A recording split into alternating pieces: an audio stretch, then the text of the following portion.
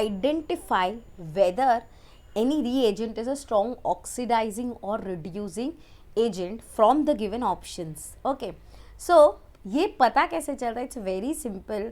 It is completely based on oxidation number.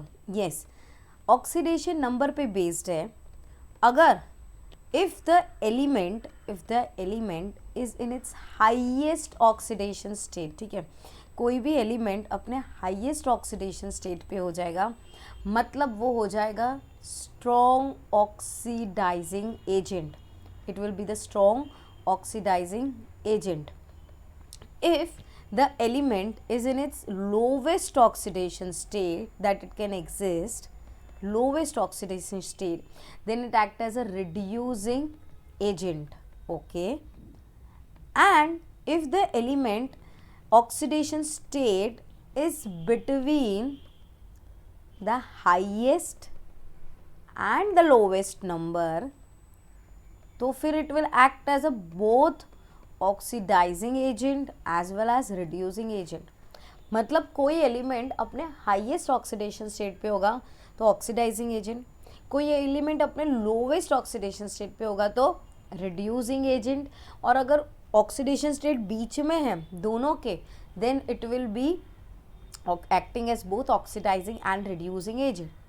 But now the question is, पता कैसे चलेगा कोई एलिमेंट का highest and lowest oxidation state क्या है? So let's see that. It's very simple, or rather I'll make it very simple for you. ठीक है, so I have elements from boron family, carbon, nitrogen, oxygen and halogens, that is we will take it as fluorine. ठीक है, and noble gases. noble gases तो react ही नहीं करते, उसके oxidation state की ज़रूरत ही नहीं. अब बोरॉन फैमिली का हाईएस्ट ऑक्सीडेशन स्टेट क्या हो जाएगा? सो बोरॉन कैन एक्सेप्ट, अभी बोरॉन का इलेक्ट्रॉनिक कॉन्फ़िगरेशन होता है 2,3, मतलब वो 5 इलेक्ट्रॉन ले सकता है टू मेक एन ऑक्टेट, या 3 दे सकता है. अब 5 तो लेने से रहा, तो कितना ले लेगा वो कितना दे सकता है? -3. और दे कितना सकता है? 1 दे सकता है, सो +1. तो ये हो गया बोरॉन का. Carbon is 2,4, or rather elements of carbon family shows 4 electrons in the outermost shell. तो उसका lowest and highest क्या हो जाएगा? -4 से लेके +4. For nitrogen it is 2,5, means theoretically 3 ले सकता है और 5 दे सकता है, -3 से +1. Not all element from this family will have all these oxidation state, but to be on the theoretical side we can take this number. Oxygen is 2,6, so वो 2 ले सकता है और 6 दे सकता है, correct. And fluorine being 2,7, except for fluorine 1 ले सकता है और 7 दे सकता है. अब ये क्या ले लिया हमने? अपर लिमिट और लोअर लिमिट ले ली, right. So now what is the number between those? ठीक है, तुम्हें ऑल्टरनेट नंबर लेना है. -4, -2, 0, +2, +4. तो हमने क्या लिया? Alternate number. You all know the scale. -3 और +5 के बीच में क्या हो जाएगा? -1, 0 तो आएगा नहीं, डायरेक्टली +1, +3, +5. -2 और +6 के बीच में 0, +2, +4, +6. -1 से +1, +3 and +5. So now if you see all those number which are in yellow, they are the middle numbers. अगर एलिमेंट वो फैमिली में से वो ऑक्सीडेशन स्टेट में रहता है, then we say they can act both as oxidizing as well as reducing agent. पर अगर वो हाईएस्ट या लोवेस्ट में है, then it will act as either oxidizing or reducing agent. Let's see with an example. समझो मैंने लिया H2SO4. Now let's calculate oxidation state of sulfur. So hydrogen is +1 × 2 +2 + x. Oxygen -2 होता है, 4 का क्या हो जाएगा? -8 = 0. x = +6. अब +6 मतलब सल्फर होता है ऑक्सीजन के नीचे. So if we see here oxygen के नीचे +6 वाला नंबर क्या हो जाएगा? Highest. So in that case sulphur highest number पे, मतलब that will be strong oxidizing agent. So H2SO4 is a strong oxidizing agent. Let's see another example. HNO3, nitrogen का oxidation state इसमें क्या हो जाएगा, +1 + x -6 is equal to 0, x becomes +5. तो nitrogen का highest क्या था, नाइट्रोजन का हाईएस्ट था +5. So again this is a strong oxidising agent. अब देखते HNO2. What is the oxidation state of nitrogen here, +1 + x -4 is equal to 0, x is equal to +3. अब 3 तो क्या हो जाएगा, यहाँ देखोगे तो बीच में है, 3 is in middle between -3 and 5. तो मिडल में तो हमने क्या बोला, it can act as a both oxidising agent and reducing agent. Let's see few more examples.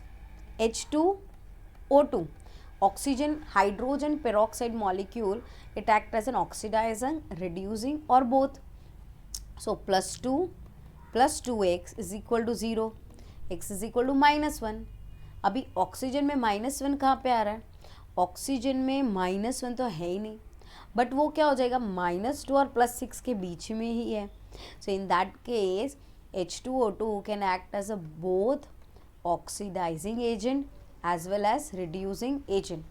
अब ये याद कैसे रहेगा इतना बड़ा table, simple, we know the electronic configurations, हमें ये सारे कॉन्फ़िगरेशंस पता है from our lower standards, we have been learning this.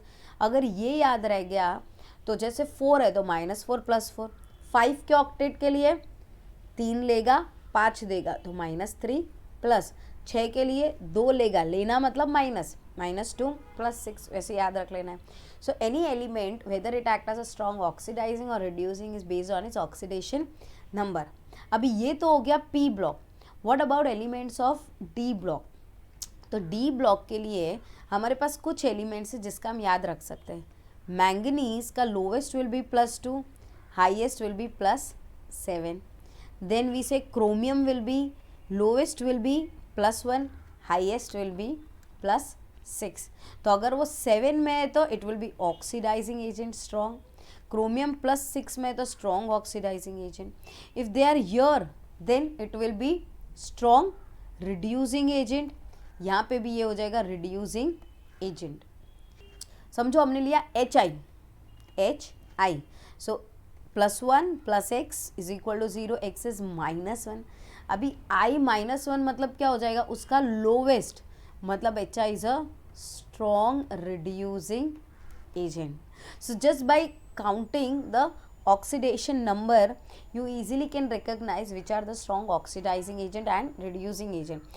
MCQs में मेजर क्वेश्चंस में कौन होता है, एक होता है H2O2 which act as a both oxidising and reducing agent.